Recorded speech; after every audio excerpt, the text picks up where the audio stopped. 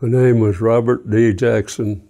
I was born in Mounds, Oklahoma, 1923. I stayed in Oklahoma for a while before I come to Texas. We moved to Corpus Christi, Texas. From being up in the plains, more or less, up there coming down here, and all that water was really something for us to see. I know the old causeway going into Corpus was made out of wood. It was a wooden causeway across there. My father worked for Southwestern Refinery, and he got moved to Corpus. And that's probably the only reason. We just went where the work was. That's the way it was then. And of course, I fell right in behind them. A lot of my time off during school, I would work at a refinery or something like that, something water related. And that's the reason that I went to a military academy. My dad was getting moved just every few months.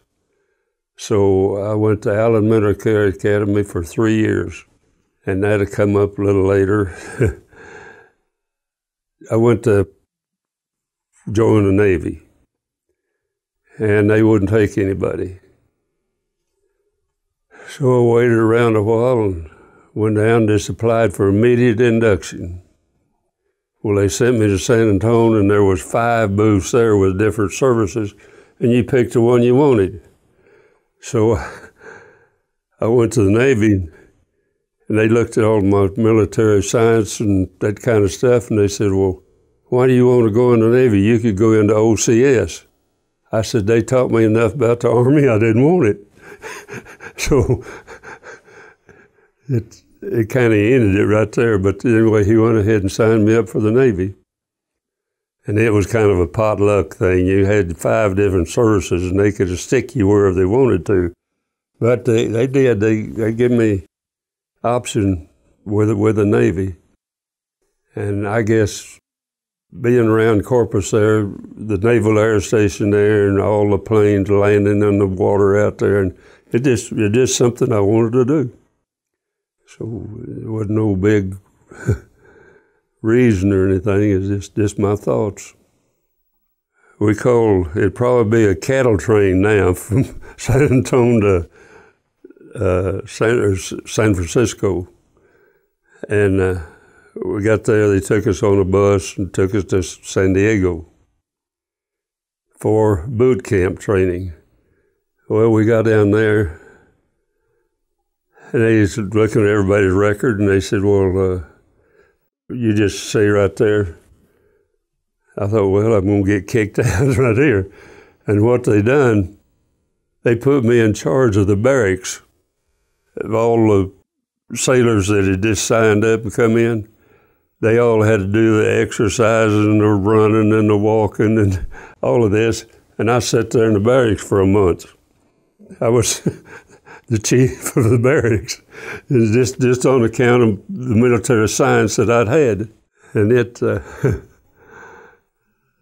kind of odd, though. You sit there and watch them out there just running and jumping. But that part, it paid off, you know. And after I left there, I wasn't there but a month. And it took me to San Francisco. And we got on to Salt Lake City to go to Honolulu to be reassigned. Well, before we got over there, they called me up and said, we want you to stay on the Salt Lake. I said, fine. So I got signed to the Salt Lake right there. And I never got off of it for nearly 3 years. One time I got a week's leave, and that was it. You know, you always hear about we going into this port and do this. Hell, we didn't go to ports. If all of our ammunition and supplies was on ships somewhere, and we'd meet them some harbor, they'd transfer fuel and supplies over. And we just never did go to town. One time in 3 years, we went to Honolulu. Any other time we got off the ship, it was some little island in the South Pacific, might be Funafuti or something you never heard of. And we go in there and anchor, and they had supply ships or ammunition, fuel, whatever it was, they'd come in there. And we might get a half a day off there to go on the island, which is no town or nothing, it's just trees and sand. And usually we played a softball game. We'd have two teams, and the ship would give each team a case of beer. And we'd play for that beer. The winner got it all. So it made you play a little harder down there. When I first started out, I was first loader on a 5-inch gun. 3 days out of Honolulu, we had an air attack. And I learned how to load that 5-inch gun pretty fast. It's, you had on each gun emplacement there, you had a rack that had 3 shells in it where they'd set the timing on them where they go off or something like that. And I got stuck on that thing the first time, and I'd never seen one. But it didn't take long to learn. I'll tell you, the ship or the planes that the Japanese had, we call them Bettys.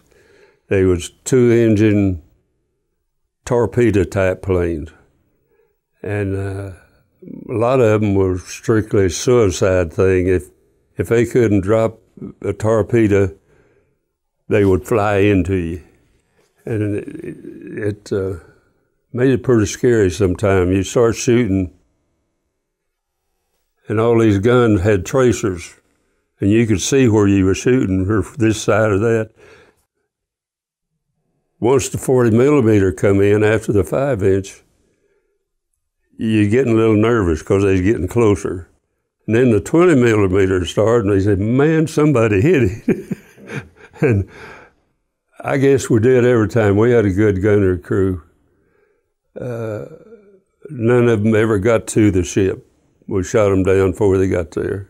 We had a lot of submarine alerts and a lot of this, maybe 3 surface-to-surface battles, but mostly our biggest problem was submarine, because we had no detection on a heavy cruiser. We always had 2 destroyers that went along with us that had, submarine detection, that they could fight them. And they run on both sides of us. And if they picked up a signal somewhere and tell us where it was at, the skipper always turned and went straight toward it. And for a while there, I thought that was kind of dumb, but actually he was right, because the point of that ship against the broadside is a very small target. And we have stood on the deck and see torpedoes go by. You see the wake of them. And that's a scary feeling. Pretty spooky. For 3 years, that was my home. We had maybe 200, 225 men on there. They might have been sometime under some conditions we had a few more, but usually a normal crew was a little over 200. And there was a lot of them on there that you never seen them. If they was on the forward part of the ship and you was aft, you never crossed each other, because they had their bunk and come to their meals, but we just didn't intermix too much. Makes it a long story when you get to think about where they all come from, and we had some dudes on there. But every division had its separate part of the ship. That's where they eat and where they slept, most of them.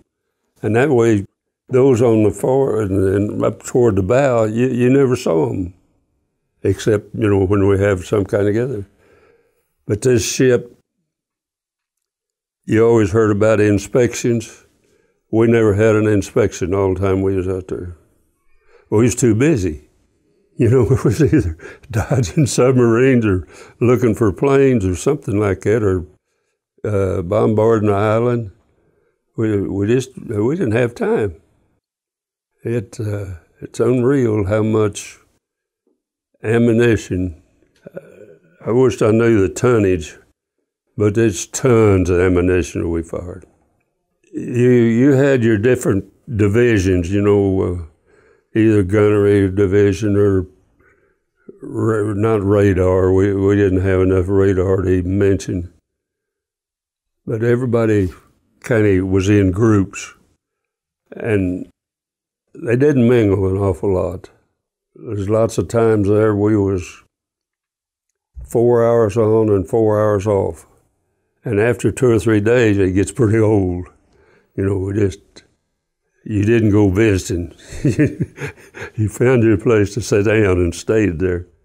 We had more accommodations and recognition than any other ship in the Navy. And I guess that's what made it so bad at the end.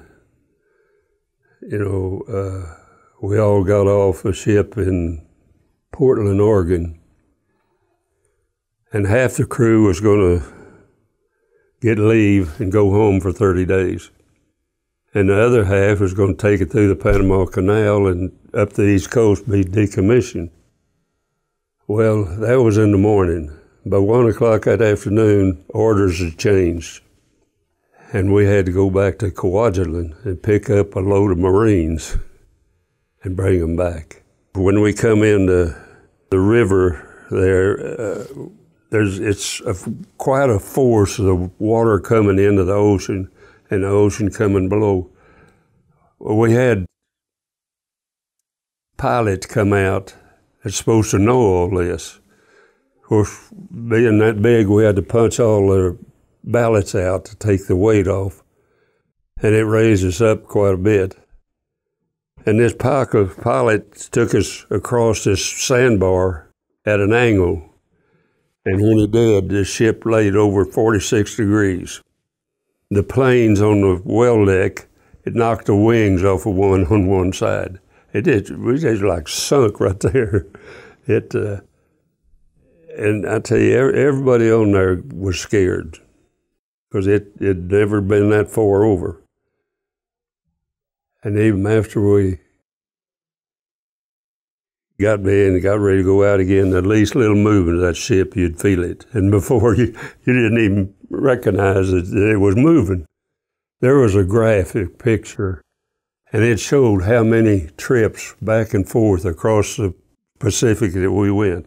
And it just looked like a spider web. It's like, well, none of our trips were straight. We run a zigzag course all day long. You know, it took us twice as long to get somewhere, but for submarine protection, we run a zigzag course. Commodore really got damaged. Well, it took 5 direct hits there, and it knocked out the forward engine room and knocked us dead still in the water. There was 2 destroyers with a Salt Lake, and they laid a smoke screen around us. For some reason, the Jap fleet just pulled off. You know, I don't know what. In fact, the Salt Lake was dead still in the water. And it took a while to get the after engine room going enough to take us to Honolulu for repair. It took a while. And at that time, a few months after that, there was an ad or a story in the Saturday Evening Post. It says, "My speed 0." Well, that was us. The ship was dead still in the water and had to, I don't know, probably maybe an hour took it to get transferred over from one engine room to the other to go ahead. And they limped it into Honolulu to be repaired there. They had a pretty big base there where you could go dry dock and get to the sides. What we run into, or I wasn't on it then, but what I know, the Salt Lake, the Chester, and there was another, Pensacola, was in this group with 6 destroyers. And after they hit the Salt Lake and knocked it dead in the water, it didn't take too long for them to get going. But the admiral was on the Chester, and he run up flags, good luck and God bless you, and they hauled it. They left, and left us with the 2 destroyers. And that caused many a fight. Every time, if one or 2 of those ships was in dock at the same time and they get on the pier going back, there's going to be a fight. Because everybody hated just the way they left them there, dead, which they should have been sunk if the fleet hadn't moved off. But they did. And it was a sore spot for the rest of the war. If they knew anything, they wouldn't let those 2 ships go ashore at the same time. I don't know. See, the armor plate around the waterline on the ships like that was probably a piece of steel at least 6 inches thick. It's a tremendous amount of weight. And it went from bow to stern, down both sides, probably 3 foot wide. Just, a torpedo would come in at that angle. And there was lots of weight there. It, somehow or other, it come in above the waterline and what knocked that engine room out. But it's just a matter of, it didn't do nothing to it then, and they went on back to Honolulu, and the crews there in the shipyard redone the whole thing, and I think in about 30 days, they were back at sea again.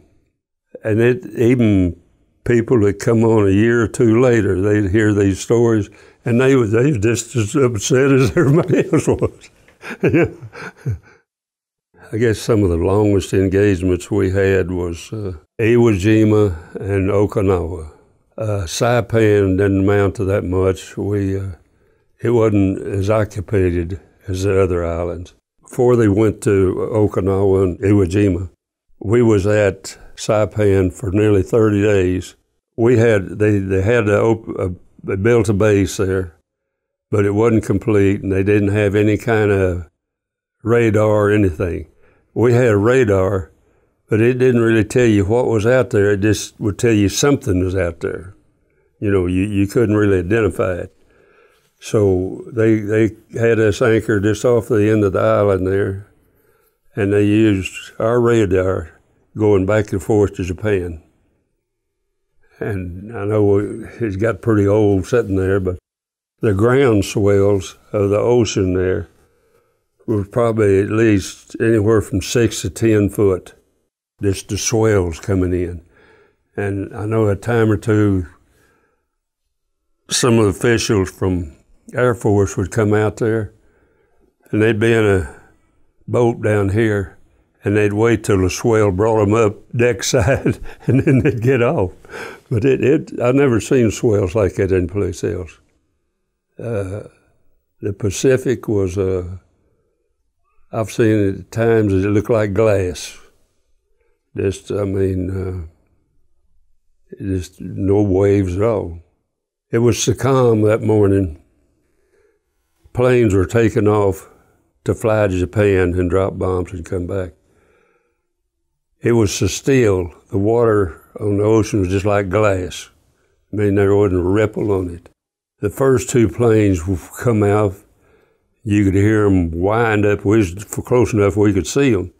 They'd wind up, man, just get out there and just in the water. The first 2 done that. And I thought to myself, if I was that 3rd pilot, they'd have pushed me off. But after the first 2, the rest of them took off and was gone. But you never knew. The Pacific was either calm or it could be rough. We've had destroyers with us that they run on both sides of us for submarine protection. And we've been in weather so bad that sometimes all you see is just the forecastle, and the whole deck and all be underwater. It had some terrific swells over in that. I don't know what caused it, but it was pretty bad. And we've had them. Well, one time we were in a fleet going along, and they converted a lot of ships to aircraft carriers just for transportation. Well, this one storm we got in there, one of them broke in half. It was rough up and down and then banging down. It just come unglued. That's what it was to. But it got pretty hairy sometimes. You never really knew what was happening on the other end. Radar was, I would say, nothing at that time. You just get objects. That's the reason we had these two observation planes. That was our radar. Tell us where we were shooting and where we wasn't. We were shooting at things that we didn't even see. What is about 8-9 miles, something like that, just from deck across. And sometimes they'd radar pick it up, or if you was up in a lookout tower or something like that, you could see something, but on the deck you couldn't see it. And a lot of it was just hit and miss, I'll tell you, because nobody really knew what they were shooting at. We knew it was a ship or something. I don't remember how many, several cargo ships we sunk. 12 of them, airplanes shot in. And we bombarded, I think it was 29 different islands. You think I didn't know there was that many islands over there, but they're in strings, like the Philippines is, it's a string of islands. You don't really know one from the other. And we bombarded some of those islands down there around, I remember this word, down at the far end of the Philippines before you get to Australia. We fired at them, for maybe a week. And then everything was quiet. And they'd send a party over in a boat just to see what was still there. And this one time, party went over. When they come back, they had, each one of them had a sack, and it was full of Japanese money. We must have hit a bank or something over there, and give everybody on the ship a couple pieces of Japanese money, which was worthless, but it's just something to have. That's the only way we really knew what damage was done over if they'd send the crew over after to see what was blown up. We had a lot of them around Saipan and Okinawa. That plane is on one mission. It's to either go out, and most of those, they were diving into the planes. They wasn't dropping bombs. They was loaded bombs, and they fly into the ship. And the most that we got into was at Okinawa. The Navy took a beating there. Your outline edge was destroyers. And you come on in, light cruisers, heavy cruisers, and then battleship. And those destroyers always getting hit first. I've seen destroyers come in there that looked like a submarine. The whole forecastle was blowed off of them. And several of them were sunk there. But the Kamikaze, that was a one-trip thing for them. They flew in and either dived into a ship or something like that. And I guess that's as close as we come ever getting hit at Okinawa. Those heavy cruisers and battleships lined up there. And this plane come in, and it looked like it was heading straight for us. I guess the pilot looked up, just the other side of us was a battleship.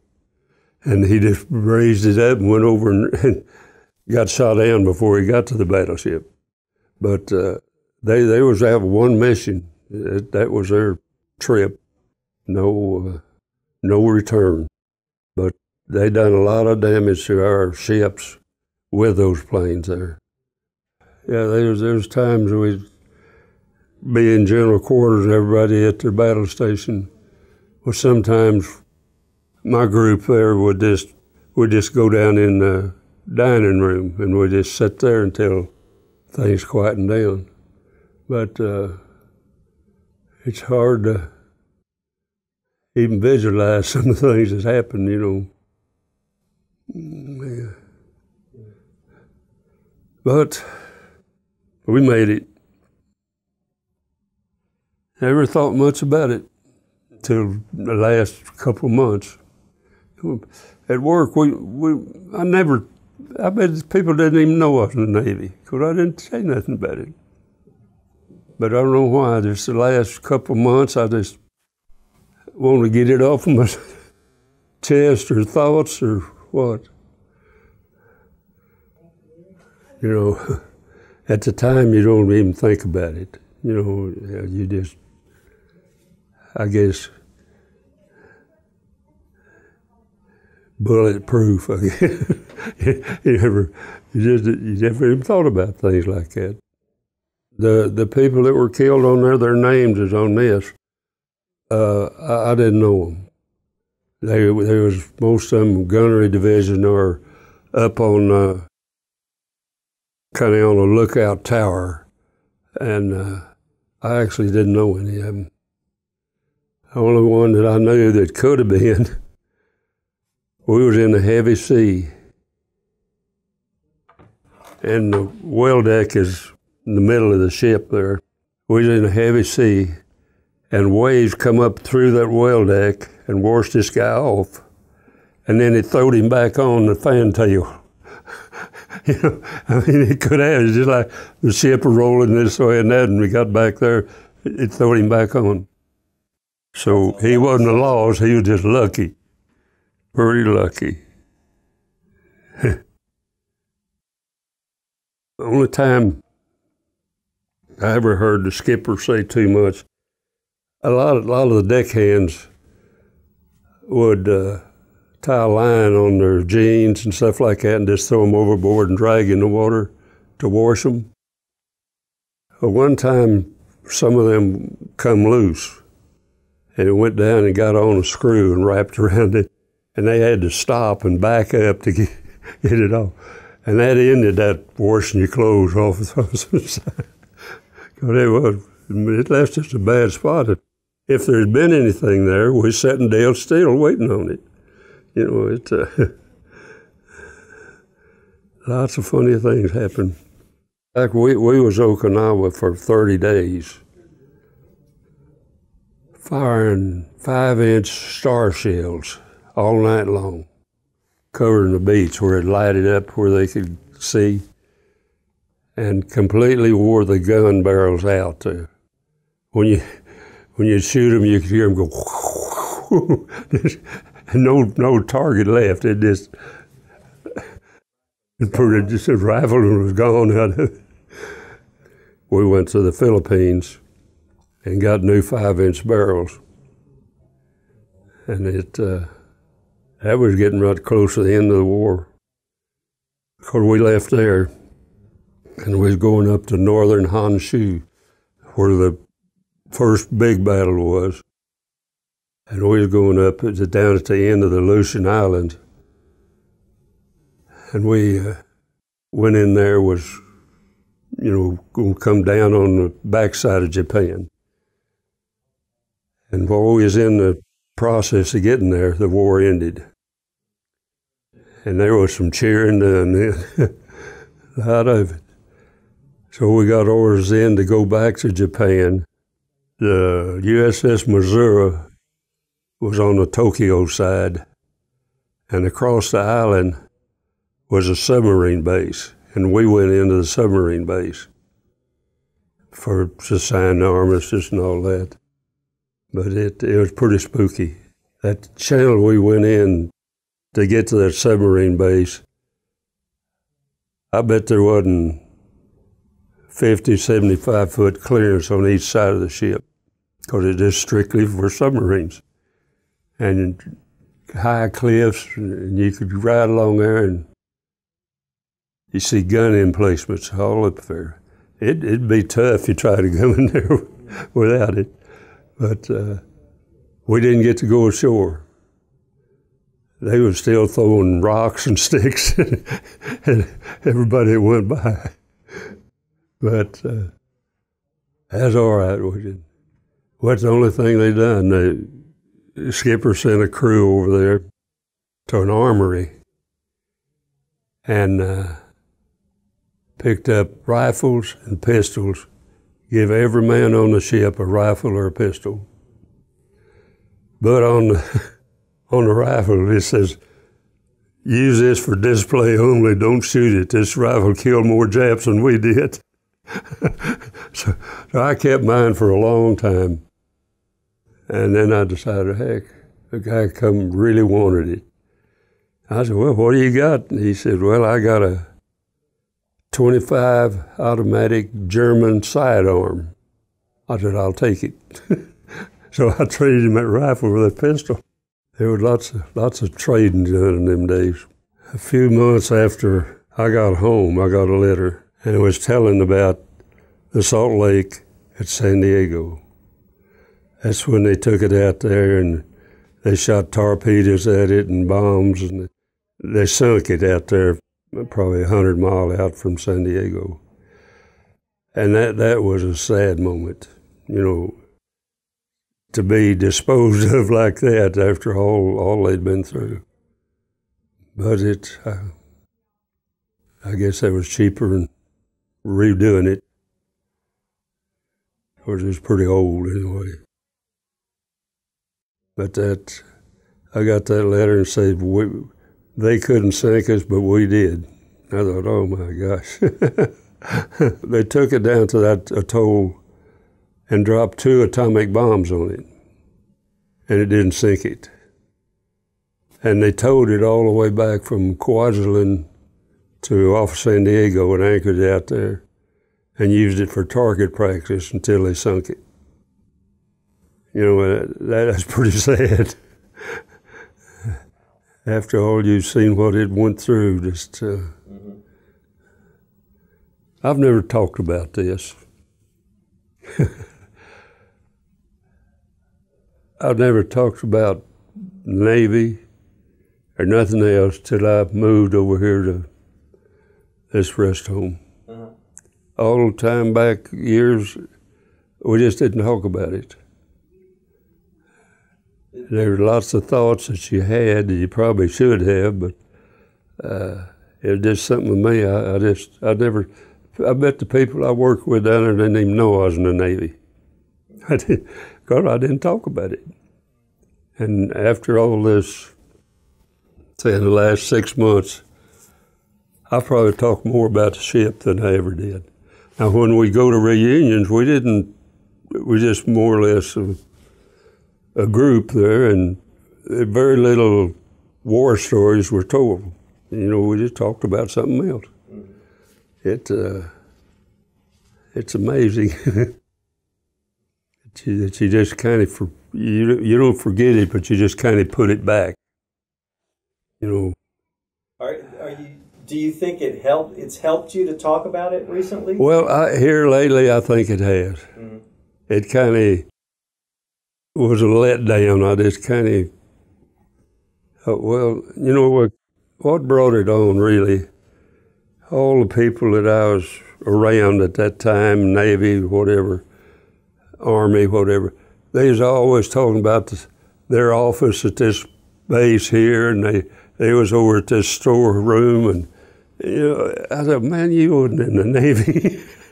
But it was all important. But to me, there I was by myself. I said something about a ship. They didn't know what I was talking about. I guess my whole career has been with the oil field. When I got home from the Navy, my dad had the Southwestern Refinery there in Corpus, and I didn't want to go to work there, so I went to work for Republic Supply Company, furnishing materials to different places. And I stayed there for a while, and it wasn't really what I wanted, so Celanese Corporation had an ad in that needed a material man. So I went out there and they gave it to me, and it was at their research plant. It wasn't at the main plant. And there wasn't nothing there but a bunch of chemists. And you talk about some crazy orders and asking for different things. You wouldn't believe. You'd go to town and buy balloons or something for them. They was going to do this or that. And I didn't stay there too long. I had a uncle that was head of a gasoline plant construction company. So I went to work for them. And we went around, we went to Arkansas and East Texas, Oklahoma, building gas plants. Well, the last gas plant that I helped build was at Three Rivers, Texas. Before I left there, I'd signed on with the company that was building it as an operator. And that got me started with it. And then about that time, Mobil bought this independent company out. And we went over with Mobil. And it lasted for a while till them and Exxon decided to merge, which was good. At the time, I didn't care too much, but it turned out great. How long did you work for Mobil? 30 years. 30 years. I could have worked a little longer, but I had my retirement set up to where at 30 I could quit. And there's lots of, when I retired, I took a lump sum. I didn't want that little monthly check. And I invested it with Edward Jones in 48 or 49, and never touched a penny of it. They have really done great for me. And Robert asked me, he said, how big a chance you want to take with all this? And I said, well, I'm not really a gambler. He said, we'll buy you stuff that you'll come out. And it's true. I mean, he'd never lost a dime in the last, 15 years or something like that. But I guess it all goes back to my training. My parents, they didn't waste a dime. I mean, they didn't do nothing. And I guess it just kind of bred in me because I got pretty tight myself. Yeah, I got married right after I left the Navy. And we was married 66 years. She died about a month ago. And it'd been a little bit rough. But we had a good life. We done a lot of traveling. And we had 2 daughters, and one died about 10 years ago. And then the only one left is Susan or Goliad. But I said we had a good life. Did you ever, in your travels, go back into the part of the world where you were serving? No, I never did. Yeah, I never did. My wife wouldn't fly. Ah, okay. So, I didn't want to go to Honolulu and where like that on a boat. Yeah. If she had flew, we could have been a lot of places. But we pretty well covered the United States and part of Canada.